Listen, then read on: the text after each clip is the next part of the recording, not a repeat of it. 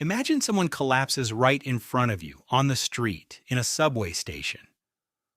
What do? You'd help. You're certain of it.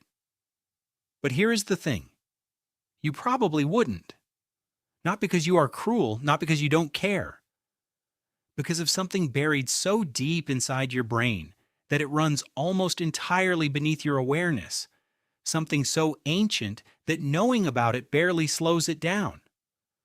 The real reason you freeze is far stranger than you think. In 1964, a woman named Kitty Genovese was stabbed to death outside her apartment building in Queens, New York. The attack lasted over half an hour. 38 of her neighbors reportedly heard or witnessed what was happening. Not one of them intervened in time to save her. Some watched from their windows. Some heard screams. Most assumed someone else had already called for help. The story horrified the public, and it launched a question that no one had a satisfying answer for. Why would nearly 40 people do nothing?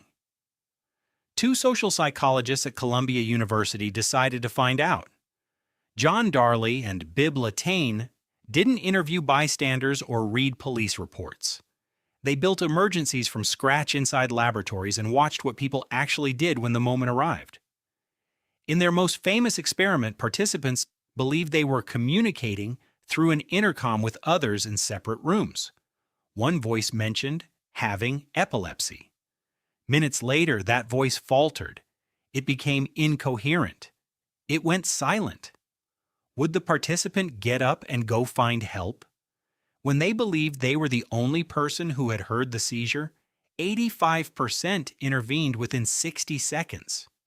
When they believed two others had heard it, that number dropped to 62%. When they believed 5 others had heard it, it fell to 31%. The more people who could have helped, the less likely any one person was to do anything. This is the bystander effect, and it runs directly counter to the way you believe you would behave. The mechanism is not apathy, not selfishness, not moral failure. It is two automatic psychological processes that activate the moment you realize you are not the only possible responder, and they work so fast and so quietly that you almost never notice them happening. The first is called diffusion of responsibility. When others are present, your brain distributes the weight of the situation across everyone in the room. 10 people who could act means each person carries roughly 10% of the urgency. 10% does not feel urgent enough to move. It feels like a fraction someone else can easily cover. The second is called pluralistic ignorance. You look around. No one is running. No one is panicking. Because everyone near you appears calm, your brain concludes that perhaps this is not actually an emergency. You take your cue from the crowd takes its cue from you. Nobody moves because everybody is waiting for somebody else to decide what this moment means. Everyone is reading a room that no one is writing. But where did these instincts come from? And why did they survive long enough to become part of the default wiring of the human mind? Your ancestors did not live in cities. For nearly all of human evolutionary history, your social group was small, 40 people, 60. Everyone in it was someone you knew personally, someone whose survival was directly linked to your own. When a member of your group was in danger, you helped them not because philosophy told you to, but because your survival depended on theirs. Strangers were a different calculation entirely. An unfamiliar person triggered weaker circuits. The obligation was unclear. Your brain had no deep reflex to sprint towards someone it did not recognize.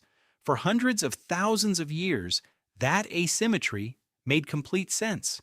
Then cities happened, subway platforms happened, social media feeds happened.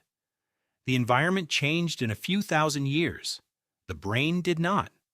Researcher Stanley Milgram found that dense urban environments force people into what he called mental overload adaptation. Surrounded by more strangers than your nervous system can meaningfully process, your brain narrows its focus. It stops registering the people around you as fully realized individuals. It treats the crowd as background noise, not cruelty, adaptation, but it has consequences. The bystander effect grows stronger as crowds grow larger, which means the places where you are most likely to need help are precisely the places where help is least likely to arrive. The thing that should protect you by sheer numbers is the very thing that makes you most invisible. Psychologist Philip Zimbardo argued that the bystander effect was not just a quirk of emergency behavior. It was a window into something much larger, the way your brain, in almost any ambiguous social moment, waits for permission before it acts. You are not scanning for permission consciously, but in the background of nearly every uncertain situation, your brain is watching the people around it, waiting for someone to move first and tell it what this moment requires. Online, the effect scales to extremes.